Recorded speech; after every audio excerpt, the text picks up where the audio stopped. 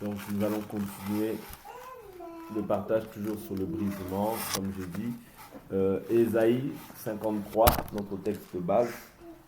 Et nous allons ajouter à ça d'autres écritures aussi, qui vont nous permettre de pouvoir approfondir un peu tout ce que nous avons vu déjà par la grâce du Seigneur. Ésaïe 53. Ésaïe 53.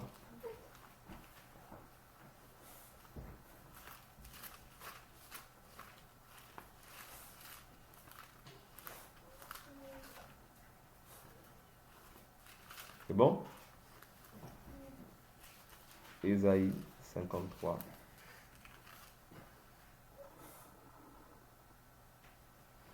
Je prends le verset 10.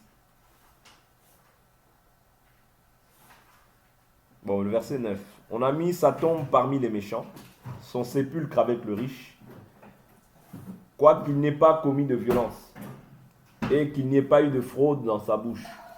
Il a plu à l'Éternel de le briser par la souffrance.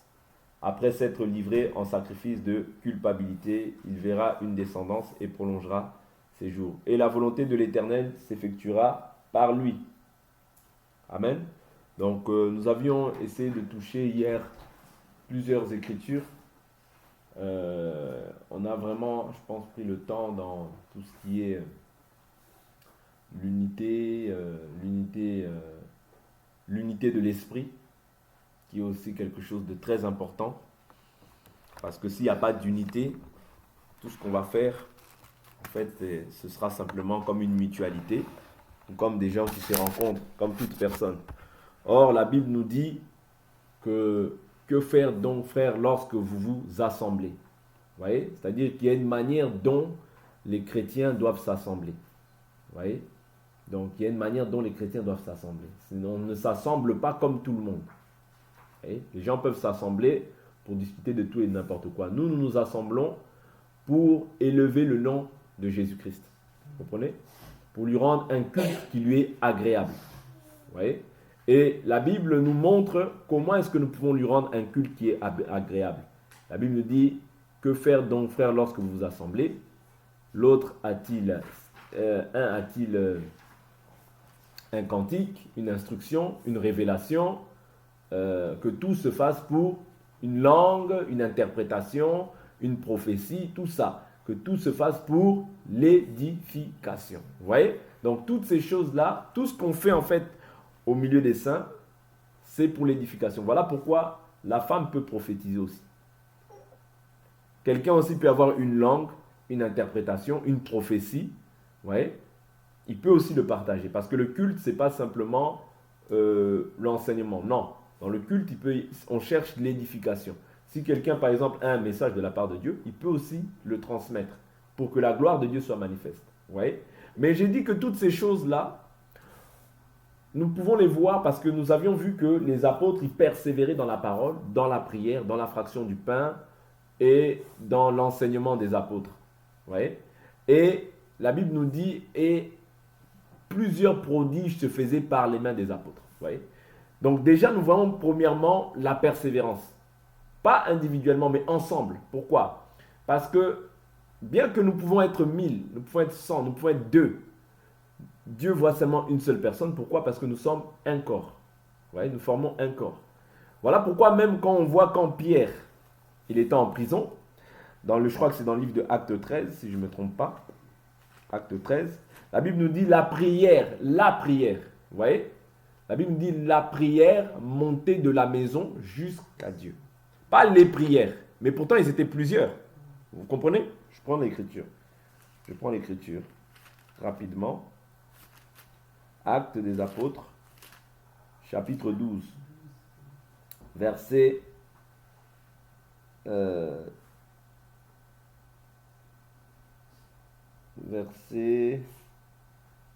prends Acte 12, verset 5. Pierre était donc gardé dans la prison sans relâche. La prière, vous voyez? Pierre était donc gardé dans la prison sans relâche. La prière montée de l'église vers Dieu pour lui. Ouais. On parle d'une prière au singulier. Ouais. C'est-à-dire de la prière montée de l'Église vers Dieu. Quand on voit l'Église, c'est un membre, c'est les membres du corps. Mais Dieu considère cela comme une seule prière. Ouais. Voilà pourquoi tu peux dire plusieurs prières. On peut s'assembler pour pouvoir élever une prière. Tous ensemble pour un même cas. Quand on est un même cœur, Dieu écoute. Quand on est un même cœur, une même âme, un même esprit, c'est-à-dire on a une même pensée, si on prie pour quelque chose, avec sincérité, tous autant que nous sommes, c'est-à-dire nous n'avons pas d'arrière-pensée, nous n'avons pas d'animosité, tu vois, nous n'avons pas de haine ou bien de motivation impure, je vous assure que cette prière sera exaucée. Pourquoi? Parce que c'est une seule prière en réalité que nous élevons. Même si toi, Gaylor, tu es dans ton coin, même si moi je suis dans mon coin, même si Sandra elle est dans son coin, mais lorsque nous nous assemblons pour prier, en réalité, quand nous nous assemblons, même quand nous donnons des sujets de prière, comme ça, vous voyez, lorsque nous prions, c'est une seule et même prière. D'où l'importance de l'unité et de l'ordre dans l'Église. Parce que l'ordre et l'unité va permettre qu'il y ait l'amour. L'unité va permettre qu'il y ait un même cœur, une même âme, un même esprit. Vous voyez, tout ça, ça se joint. Vous voyez, ça se joint. Si on est un même cœur, on sera forcément par la suite une même âme. Parce qu'on a déjà un même cœur. Si on a un même esprit, or l'esprit aussi c'est l'enseignement. Si on a un même enseignement, on sera un même cœur. Voilà pourquoi il y avait beaucoup de prodiges dans l'église, dans l'église de Jérusalem. Pourquoi? Parce qu'ils avaient le même enseignement. Parce qu'ils persévéraient ensemble. Vous voyez? Parce que tout ce qu'ils faisaient, la plupart du temps, ils le faisaient dans la communauté. Mais lorsque chacun fait comme il veut, c'est là où maintenant les intérêts égoïstes rentrent dans le cœur. Ouais. Les pensées mauvaises entrent dans le cœur. Et là, on ne peut plus parler de brisement parce que chacun pense à ce qu'il veut. Ouais. Chacun fait comme il veut. Et là, en fait, il n'y a plus l'unité. Et quand il n'y a plus l'unité, je ne dis pas que c'est impossible, mais il serait difficile de voir la main de Dieu agir puissamment. Ouais. Parce que la Bible nous dit, ma prédication ne reposait pas seulement sur des discours persuasifs de la sagesse, ouais, mais sur une démonstration de puissance et d'esprit. Voilà pourquoi quand Paul il parlait à Élymas, le magicien, il lui dit, toi, aujourd'hui, tu seras aveugle.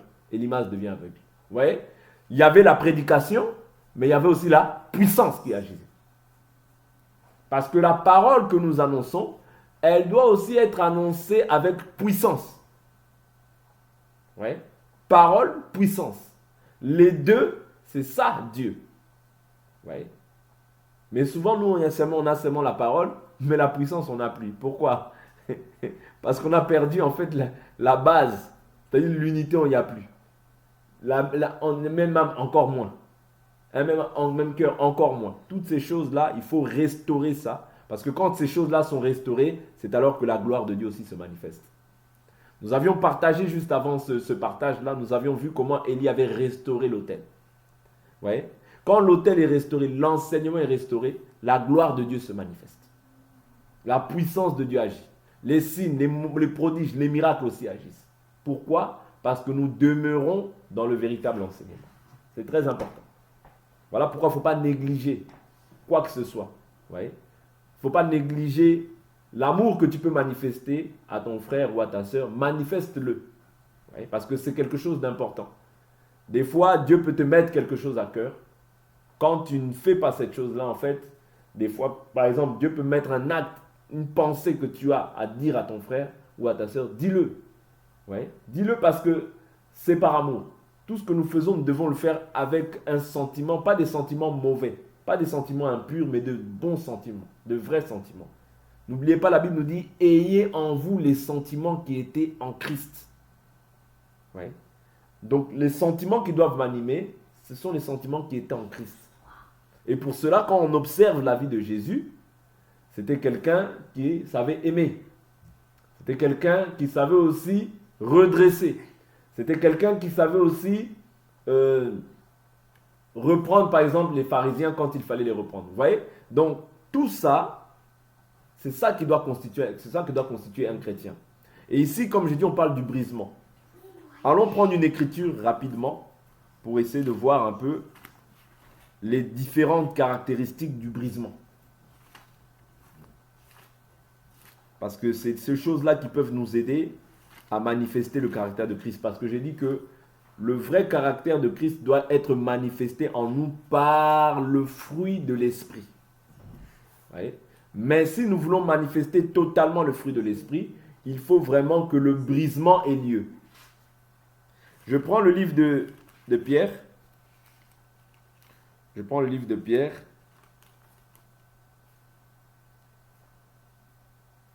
Vers 1 Pierre chapitre 2 verset 18. Je vais prendre plusieurs passages, ça va nous aider. 1 Pierre chapitre 2, le verset 18.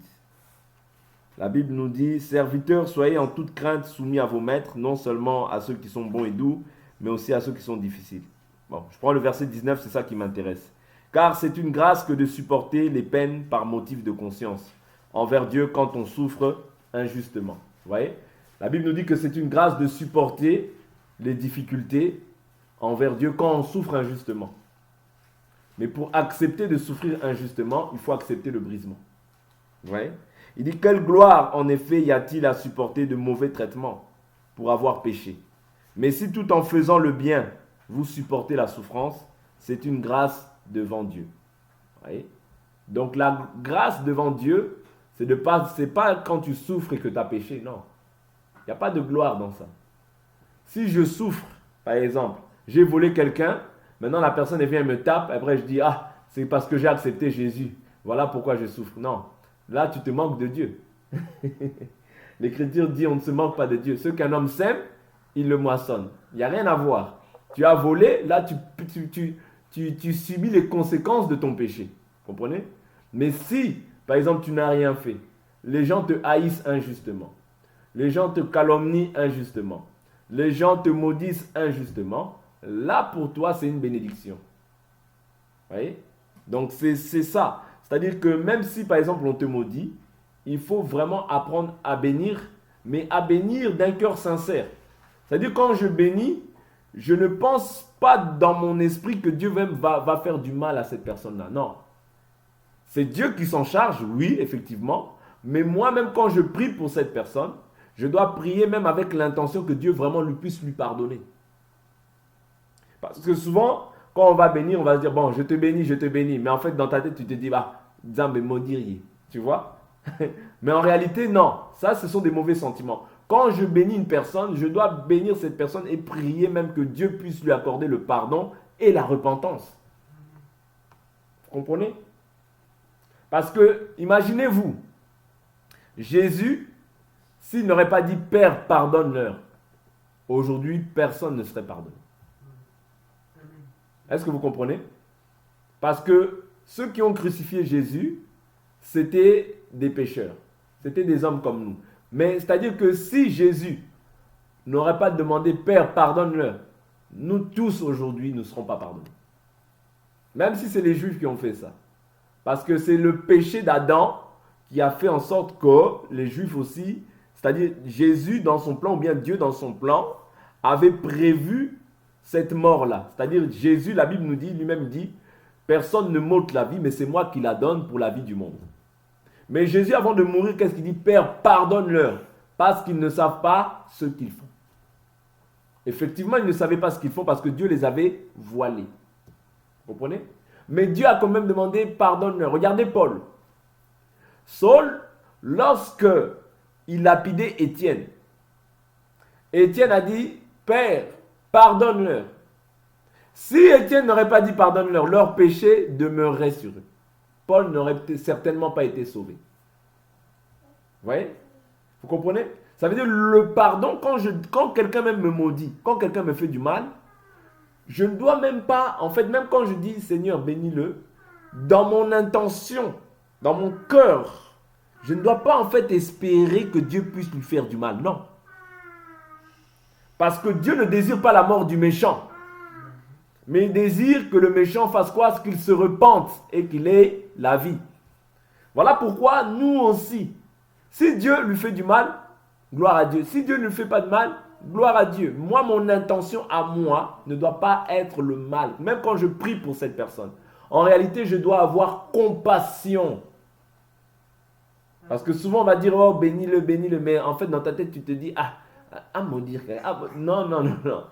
Dans ton fort intérieur, tu dois vraiment vouloir que cet homme-là soit béni et que Dieu lui accorde la grâce qu'il t'a faite à toi. Parce que autrefois, nous aussi, nous étions des persécuteurs. Nous persécutions les gens qui priaient. Ils disaient, regarde-moi celui-là. Regarde-moi celui-là. Vous comprenez? Mais si les gens, dans leur fort intérieur, ont dit, Seigneur, non, ne pardonne pas. Vous comprenez? C'est-à-dire que ce que les gens font, en réalité, ils le font sans connaissance. C'est-à-dire, le diable a aveuglé leurs pensées afin qu'ils ne puissent pas contempler la gloire de Christ au travers de nous. Mais c'est le diable qui est en train d'agir dans la vie de ces personnes-là pour nous persécuter. Mais c'est Dieu qui prévoit tout ça. C'est Dieu qui permet tout ça. Parce que tu dois être persécuté. Parce que quand tu vas être persécuté, ça va te permettre de supporter maintenant les épreuves. C'est très important. La persécution te permet de grandir. Les épreuves te permettent de grandir. Même naturellement dans la vie pratique comme ça. Quelqu'un qui n'a jamais eu d'épreuves dans sa vie, le jour où il tombe face à des épreuves, c'est compliqué. Mais quelqu'un qui a surmonté beaucoup d'épreuves, quand il verra des petites épreuves, il dira, mais ça c'est rien. J'ai supporté déjà plus difficile que ça. Vous comprenez? Voilà pourquoi les épreuves te donnent la maturité. Oui. Et c'est ça que Dieu veut aussi dans le Seigneur. Non seulement le brisement, mais aussi la croissance en Jésus-Christ. Vous comprenez? Donc c'est ces deux aspects-là qu'il faut bien retenir. Donc prenons voilà, verset 21, il dit, c'est à cela en effet que vous avez été appelés, parce que Christ lui aussi a souffert pour vous. Ouais, c'est-à-dire il a souffert pour nous. Et vous a laissé un exemple, afin que vous suiviez ses traces. Lui qui n'a pas commis de péché, et dans la bouche duquel il ne s'est pas trouvé de fraude. Lui qui insultait, ne rendait pas l'insulte. Souffrant, ne faisait pas de menace à celui, mais s'en remettait à celui qui juge justement. C'est ça que je dois faire. Lorsque je souffre, lorsque je traverse des persécutions, des difficultés, je remets mon sort entre les mains de mon Créateur. Vous voyez? En ayant l'intention que ces personnes-là puissent parvenir aussi à la repentance. En ayant le profond désir qu'ils puissent parvenir à la repentance. Comprenez? Donc ça doit être ça le fond de ma pensée. Lui qui a porté nos péchés en son corps sur le bois, afin que morts à nos péchés, nous vivions pour la justice. Ouais? C'est-à-dire morts à nos péchés, morts à notre ancienne vie, nous puissions maintenant vivre pour la justice. En quoi? En Christ Jésus. Vous voyez? C'est très important. Lui dont la meurtrissure vous a guéri. N'oubliez pas, la Bible nous dit, par son sang, il a racheté un peuple de toute race, de toute nation, de toute tribu, de tout peuple. Parce que c'était quoi la maladie qui régnait en toi et en moi? C'était le péché. Voilà pourquoi il nous a rachetés par sa vie. Par ses meurtrissures, tu es guéri. Vous comprenez? Voilà pourquoi même lorsque tu traverses des moments difficiles, lorsque tu es dans l'abattement, la maladie, tu dois déclarer ces choses-là. Par tes meurtrissures, nous avons été guéris. Parce que la guérison a opéré du fait que tu sois passé de la mort à la vie. Mais cette même écriture aussi peut se manifester lorsque tu traverses des moments aussi difficiles, des périodes de maladie. Tu dois déclarer ces paroles. Notre foi, c'est une foi déclarative, où tu déclares les choses que tu ne vois pas et tu appelles à l'existence ce qui n'existe pas. C'est très important. Vous voyez?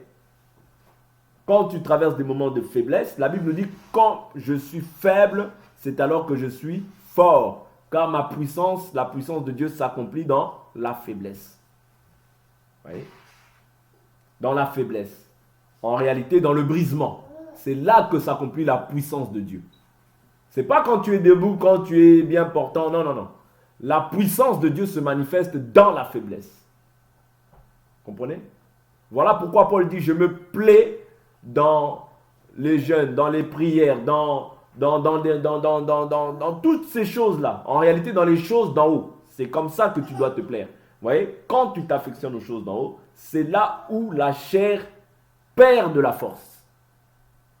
Quand la chair perd sa force, ça veut dire le brisement maintenant commence à se manifester. Quand la chair perd sa force, c'est l'homme intérieur qui commence à grandir. Vous comprenez? Parce que la chair veut toujours être fort en toi. Vous voyez? Mais quand la chair perd sa force, l'homme intérieur prend le dessus. Est-ce que vous comprenez? Voilà pourquoi l'Écriture dit dans le livre de 2 Corinthiens 4,16 que même si mon être extérieur se détériore, mon homme intérieur se renouvelle de jour en jour. L'homme intérieur, c'est ça qui doit détruire l'homme extérieur qui est la chair.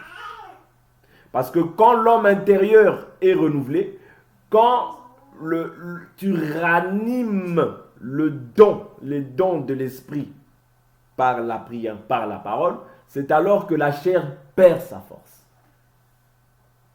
Tu vas voir que quelqu'un qui est beaucoup attaché aux choses d'en haut, c'est quelqu'un qui va moins pécher. Je ne dis pas qu'il ne va pas pécher, mais il va moins pécher. Je ne dis pas qu'il ne va pas pécher. Vous voyez? Parce que plus nous nous affectionnons aux choses d'en haut, moins la chair a la force. La chair perd de la force lorsque nous nous affectionnons aux choses d'en haut. Le brisement se manifeste et l'homme intérieur grandit. Voilà pourquoi quelqu'un qui s'attache beaucoup aux choses d'en haut, c'est quelqu'un qui pêche moins.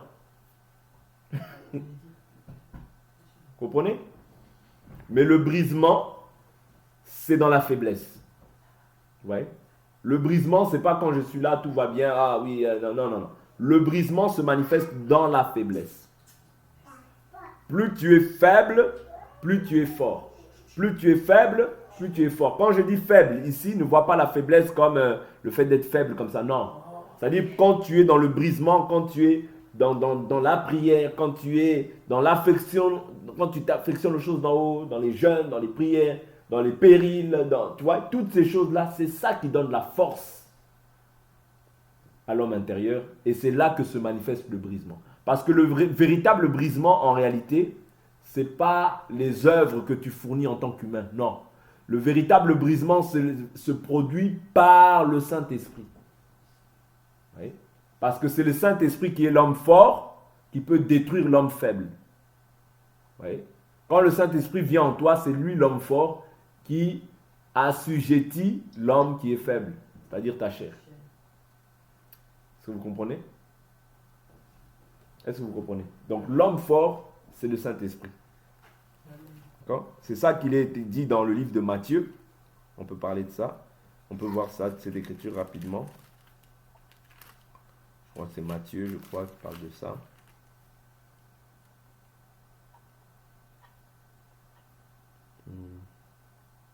Je crois que c'est Matthieu qui parle de ça. Voilà. Matthieu chapitre 12, verset 29. Ou comment quelqu'un peut-il entrer dans la maison d'un homme fort et piller ses biens, sans avoir auparavant lié cet homme fort?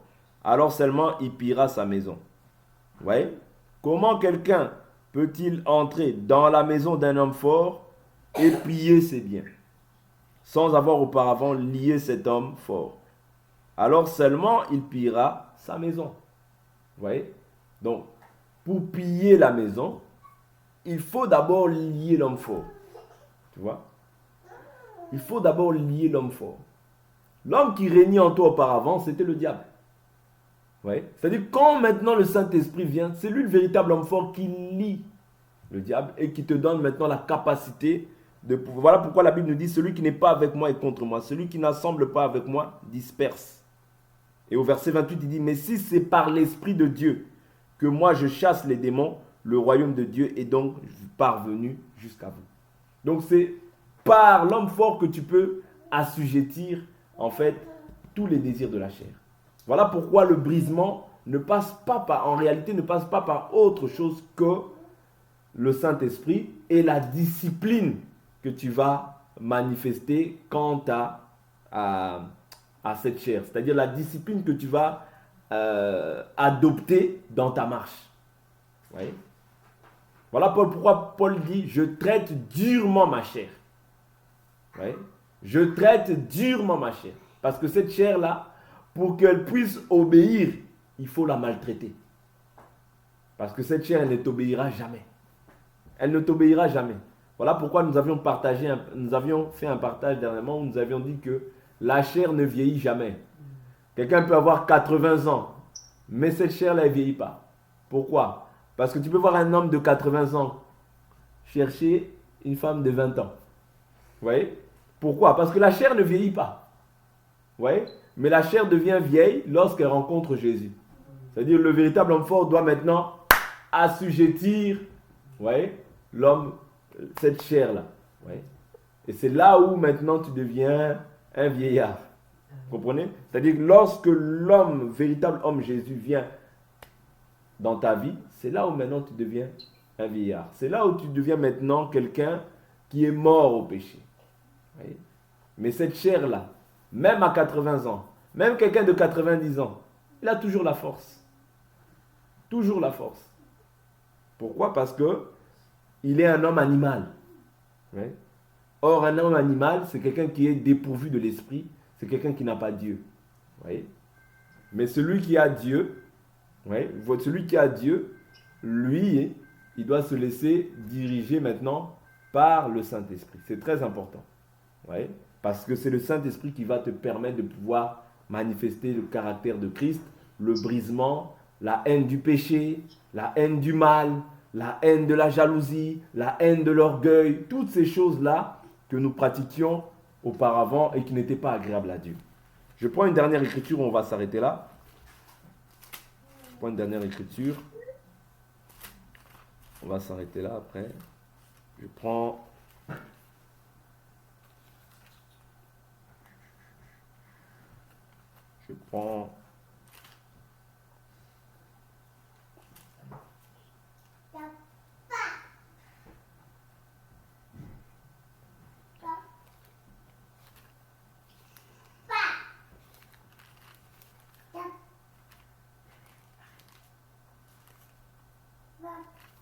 Je prends Colossiens chapitre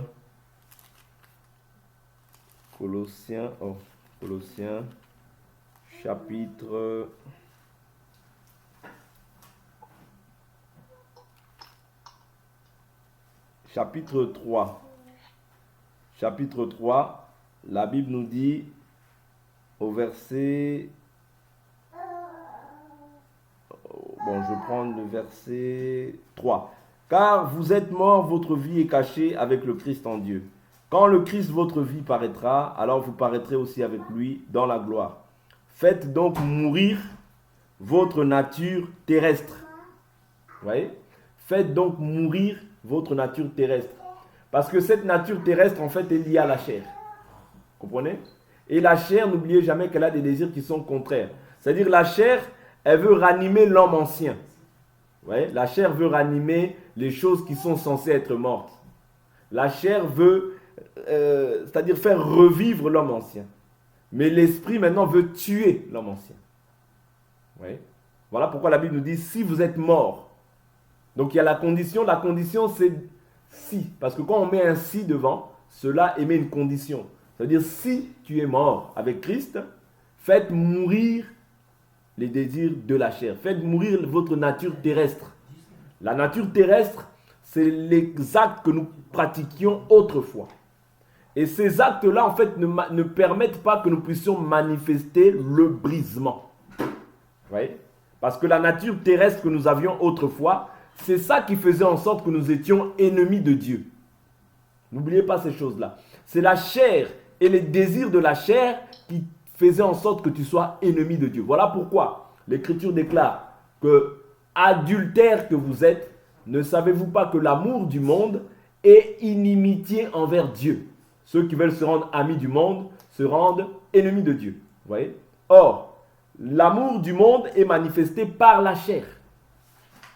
Voilà pourquoi la chose que nous devons faire mourir en premier lieu, c'est d'abord la chair. C'est pour ça que je vous dis toujours, ce qui a été crucifié au bois, c'est la chair de Jésus. Est-ce que vous comprenez? Voilà pourquoi Paul dira que je suis crucifié avec le Christ. Ce n'est plus moi qui vis, mais c'est Christ qui vit en moi. Tu vois? C'est-à-dire, qu'est-ce qui doit être crucifié? C'est ta chair. Parce que ce qui a été pendu au bois, c'est la chair de Jésus. Parce que c'est dans la chair de Jésus qu'il a porté le péché.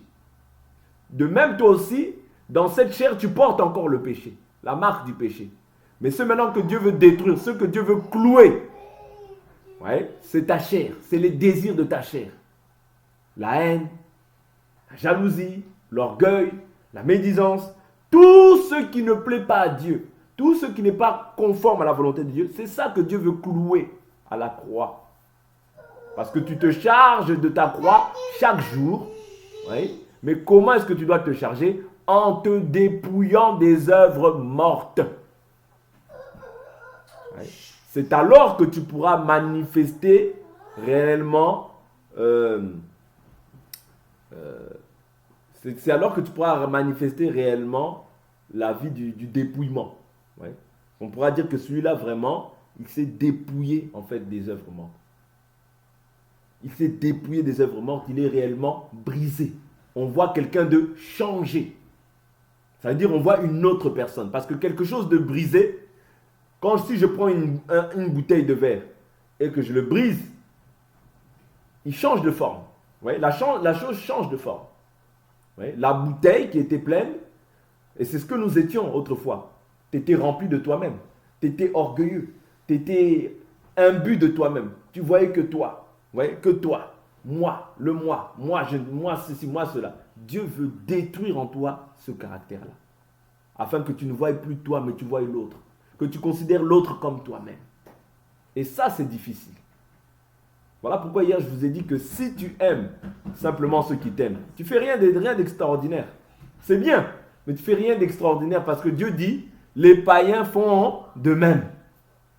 Ouais, c'est une bonne chose, mais les païens font de même. Si tu prêtes simplement à ceux à qui tu espères recevoir, tu ne fais rien d'exceptionnel parce que les païens aussi font la même chose.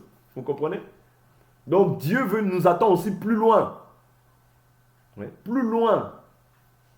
Et pour ça, on doit passer par le brisement, se charger de notre croix et réellement accepter la mort au péché afin de manifester la nature de Dieu. Je continue au verset 7, 8 et je m'arrête là. Vous marchiez ainsi, verset 5. Faites donc mourir votre nature terrestre, l'inconduite, l'impureté, les passions, les mauvais désirs, et la cupidité qui est une idolâtrie. C'est pour cela que vient la colère de Dieu sur les rebelles. Vous marchiez ainsi autrefois, lorsque vous viviez dans ces péchés. Vous comprenez? Autrefois. C'est-à-dire qu'il y a une vie d'autrefois et il y a la vie d'aujourd'hui. Autrefois, tu étais libre quant à ce qui concerne la loi de Dieu.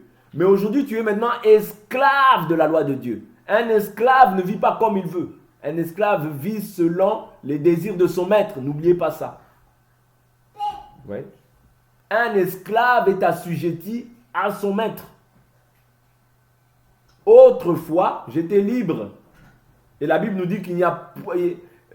Dieu sans tenir compte des temps d'ignorance. Dieu ne tient pas compte des temps d'ignorance. Quand tu es ignorant, Dieu ne tient pas compte. Mais quand maintenant tu vois, Dieu tient compte. Est-ce que vous comprenez? Donc faisons attention à ces choses-là. Il a dit, vous marchiez ainsi autrefois lorsque vous viviez dans ces péchés.